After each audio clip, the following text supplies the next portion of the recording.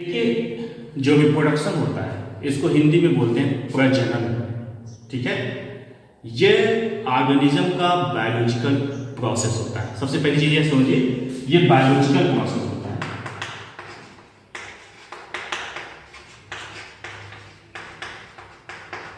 ठीक, जिसमें जितने भी ऑर्गेनिज्म होते हैं अपने जैसे इंडिविजुअल को जन्म देते हैं, प्रोड्यूस करते हैं। ठीक है, ताकि उनकी स्पीसीज की कंटिन्यूटी इस दुनिया में चलती रहे। ठीक, तो इसको डिफाइन करता हूं मैं। It is the biological process, it is the biological process, it is the biological process in which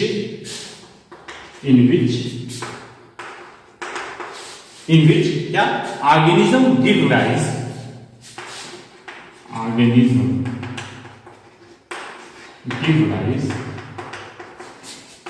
young ones। ठीक है, इसको ऑफ स्प्रिंग भी बोलते हैं। ऑफ स्प्रिंग जो संतति पैदा होते हैं, जो संतानें पैदा होती हैं, उसको ऑफ स्प्रिंग बोला जाता है। सिमिलर टू इट्स सेल्फ, ठीक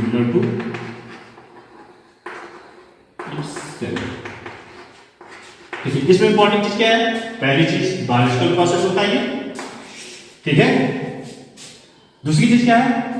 सिमिलर टू इट्स सेल्फ, अपने जैसे संतति को पैदा करते हैं, बच्चों को पैदा करते हैं। इसे ही हम रिप्रोडक्शन कहते हैं। ठीक है, अब रिप्रोडक्शन क्यों करते हैं? रिप्रोडक्शन क्या करते हैं? रिप्रोडक्शन इसलिए जरूरी होता है क्योंकि ये कंटिन्यूटी को मेंटेन करते हैं। अगर रिप्रोडक्शन नहीं होगा तो उस स्पीशीज की अस्तित्व ही कुछ दिनों के बाद समाप्त हो जाएगी। भाई, कोई भी इंडिविजुअल है तो उसका कुछ लाइफ स्पेन होगा, वो लाइफ स्पेन जब खत्म हो जाएगी तो उसकी मृत्यु हो जाएगी, उसकी डेथ हो जाएगी, तो उसकी संतानें ही ना उसकी जगह पे आएंगी। तो उस स्पीशीज की कंटिन्यूटी की, उस स्पीशीज की पहचान को उसकी संतानें ही ना मेंटेन की जाएंगी। ठीक है, जैसे मैं यहां लिख रहा हूं, रिप्रोडक्शन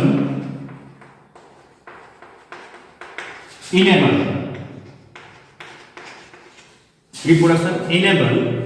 टू द continuity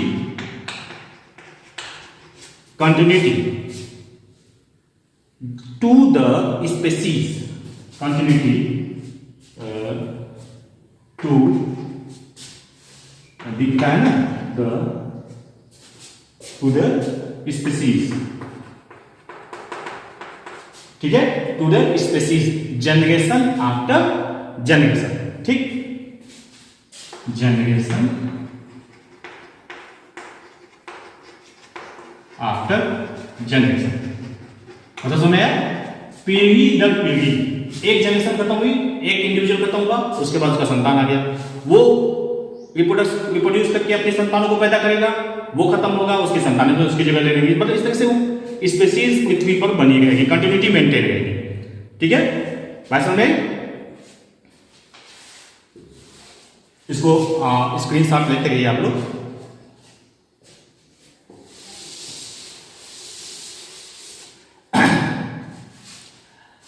देखिए, पृथ्वी पर डिफरेंट टाइप की बायोडाइवर्सिटी पाई जाती है, और वो सारी बायोडाइवर्सिटी जो होती है, जैव विभिन्नताएं जो होती हैं, वो अपने तरह से रिप्रोडक्शन करने की क्षमता को विकसित कर ली है, एडॉप्ट कर ली है। ठीक है, कुछ ऐसे होते हैं जो बड़ा सिंपली रिप्रोड्यूस कर लेते हैं, कुछ का रिप्रोडक्शन का प्रोसेस जो होता है बड़ा कॉम्प्लिकेटेड होता है। ठीक है, मतलब कहने का मतलब है कि जो बायोडाइवर्सिटी होती है, पहले बायोडाइवर्सिटी का मतलब समझ लीजिए, किसी निश्चित स्थान पर पाए जाने वाले डिफरेंट स्पीशीज को उस स्थान का बायोडाइवर्सिटी कहा जाता है। इसमें दो चीज याद रखिएगा, डिफरेंट स्पीशीज और स्थान, और एक चीज और जोड़ लीजिए, पर्टिकुलर टाइम। पर्टिकुलर समय पर किसी स्थान पर पाए जाने वाले डिफरेंट टाइप के स्पीशीज को उस स्थान का बायोडाइवर्सिटी कहा जाता है। ठीक है, मतलब समझ आ गया? मतलब डिफरेंट तरह की जो स्पीशीज किसी स्थान पर पाई जा रही है वो वहां की बायोडाइवर्सिटी कहलाती है। ठीक, तो इसको हम लोग बायोडाइवर्सिटी वाले चैप्टर में डिस्कस करेंगे, यहाँ पे चलते आगे। तो जो रिप्रोडक्शन जो होता है मेनली दो तरह से होता है। पहला जो होता है एसेक्सुअल रिप्रोडक्शन,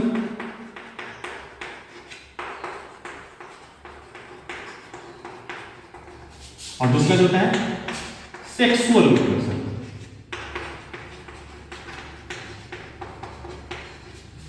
ठीक है, इसमें देखिए बहुत इंपॉर्टेंट चीज है, एसेक्सुअल रिप्रोडक्शन में सिंगल पेरेंट जो होता है वो कैपेबल होता है अपने आप ऑफस्प्रिंग को प्रोड्यूस करने में। सिंगल पेरेंट अपने आप ऑफस्प्रिंग को प्रोड्यूस कर लेता है, अपने बच्चों को जन्म ले लेता है। ठीक है, यहां पे सिंगल पेरेंट अकेले। ठीक, दूसरी चीज क्या होती है, इसमें गैमीट का फॉर्मेशन नहीं होता है, gamete formation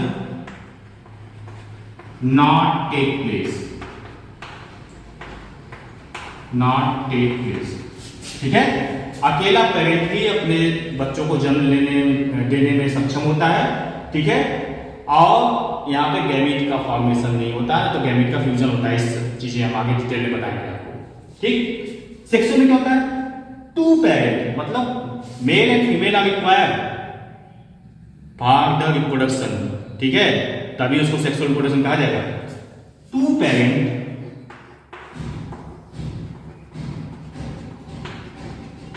are required.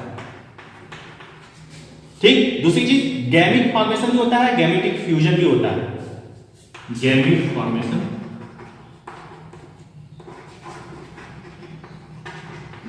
And gametic fusion